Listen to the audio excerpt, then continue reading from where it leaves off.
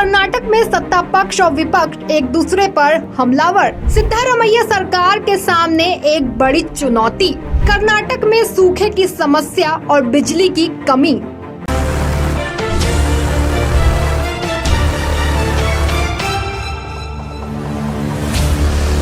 नमस्कार, आप देख रहे हैं 4 PM कर्नाटक। मैं हूं आपके साथ सिमरन।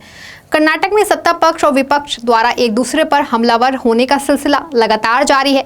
वैसे भी सत्ता में आने के बाद से कर्नाटक की कांग्रेस शासित सिद्धारमैया सरकार के सामने एक न एक चुनौती लगातार बनी रहती है। फिर वो चाहे तमिलनाडु के साथ जारी कावेरी जल विवाद हो या फिर कर्नाटक में सूखे की समस्या से पैदा हुई बिजली की कमी की दिक्कत, सिद्धारमैया सरकार के सामने चुनौतियां कम होने का नाम ले ही नहीं रही हैं। इसी को लेकर विपक्ष यानी कि भाजपा जहां सरकार पर हमलावर है, तो वहीं सत्ता पक्ष की ओर से भी लगातार विपक्ष पर निशाना साधा जा रहा है। अब इसी क्रम में कांग्रेस की सिद्धारमैया सरकार में डिप्टी सीएम के पद पर बैठे कांग्रेस प्रदेश अध्यक्ष डीके शिवकुमार ने भाजपा पर जमकर निशाना साधा है। डीके शिवकुमार ने भाजपा को भ्रष्टाचार की नींव बताया है। दरअसल डीके शिवकुमार ने भाजपा पर यह हमला कर्नाटक में आईटी की कार्यवाही में जब्त किए गए 94 करोड़ रुपए को लेकर बोला है। जाहिर है कि कर्नाटक में आयकर विभाग ने बड़ी कार्रवाई करते हुए 94 करोड़ रुपए जब्त किए थे। इन्हीं वसूली पर रुपए को लेकर के उप मुख्यमंत्री डीके शिवकुमार ने भाजपा पर जमकर निशाना साधा है। डिप्टी सीएम डीके शिवकुमार ने भाजपा पर हमला बोलते हुए कहा कि जो पैसा मिला है वो भाजपा नेताओं से जुड़ा हुआ है, इसका कांग्रेस सरकार से कोई लेना देना नहीं है। कांग्रेस प्रदेश अध्यक्ष डीके शिवकुमार ने कहा कि पूरा भ्रष्टाचार भाजपा का ही है, वही भ्रष्टाचार की नींव है, इसीलिए कर्नाटक की जनता ने उन्हें उखाड़ के फेंक दिया। उन्होंने कहा कि जो पैसा मिला है वो भाजपा नेताओं से जुड़ा है, इसका कांग्रेस सरकार से कोई लेना देना नहीं है। यहाँ आपको ये भी बता दें कि कर्नाटक में एक ठेकेदार, उनके बेटे, एक व्यायामशाला प्रशिक्षण और एक वस्तुकार सहित कई लोगों के ठिकानों पर आयकर विभाग की छापेमारी सोमवार तक जारी रही थी। इसके बाद सीबीडीटी ने बयान जारी करके बताया था कि विभाग ने कर्नाटक और कुछ अन्य जगहों पर सरकारी ठेकेदारों के साथ कुछ और लोगों के खिलाफ छापेमारी की थी।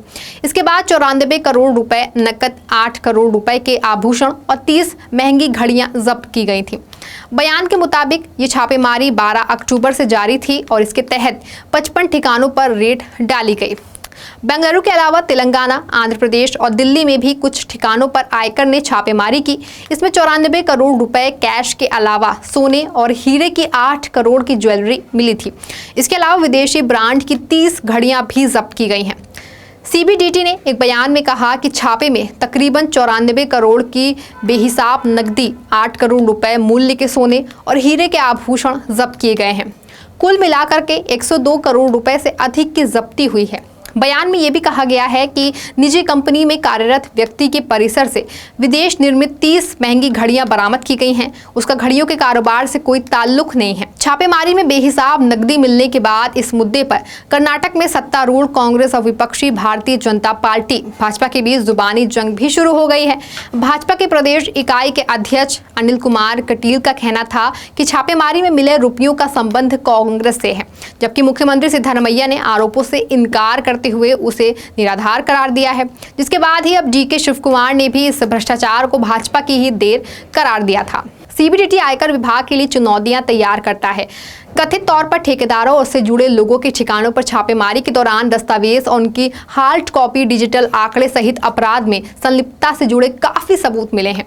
सीबीडीटी के मुताबिक कर चोरी और तौर तरीकों से संकेत मिलता है कि ये ठेकेदार फर्जी खरीद की बुकिंग करके उप ठेकेदारों के साथ मिलकर के खर्चों का गैर वास्तविक दावा और हर्ता नहीं होने वाले खर्चे का दावा करके व्यय को बढ़ा करके अपनी आय कम दिखाने में शामिल थे। सीबीडीटी के अनुसार अनुबंध रसीद के उपयोग में पाई गई अनियमितताओं के परिणाम स्वरूप भारी मात्रा में बेहिसाब नकदी और अघोषित संपत्ति बनाई गई है।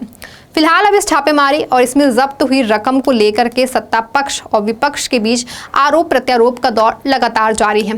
वैसे ये भी बता दें कि भाजपा शासन में बोम्मई सरकार पर भ्रष्टाचार के कई बड़े आरोप लगते रहे हैं।